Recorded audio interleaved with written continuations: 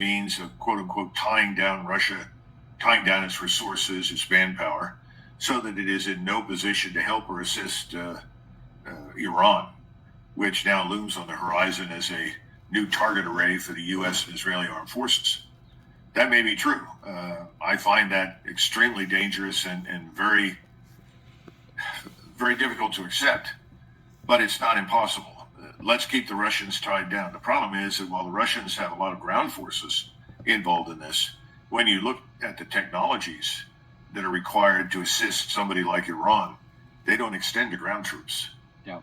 And the technologies, the weapon systems, the advice, the assistance, that's entirely divorced from what's happening in Ukraine or Eastern Europe. So I have trouble accepting that. It's not impossible. I just think that unfortunately we're dealing with the impulsive nature of the president. He's very impulsive. He's supposedly announced that we're going to invade Venezuela on the ground.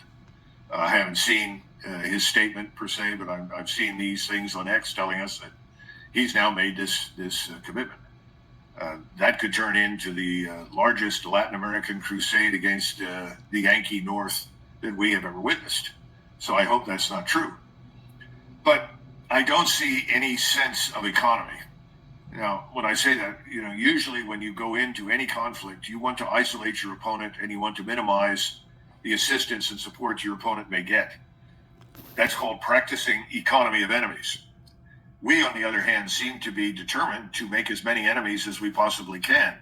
Perhaps this goes back to the delusional statement that we're the greatest, we're the most powerful, and no one can stand against us, which, as you know, does appeal to large numbers of Americans. Needless to say, we said that during the Vietnam War. That didn't turn out to be accurate. We've said it on numerous occasions in numerous places. It wasn't accurate. Before we landed in Normandy, the intelligence assessment said the German military was finished.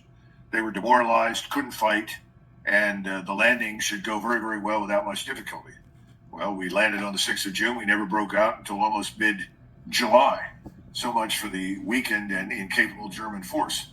I think that a lot of this goes on in Washington. It's dangerous. We need more sober-minded people. And all of this occurs against the backdrop of some ugly realities that the dollar is really not the reserve currency anymore. Gold is becoming the reserve currency.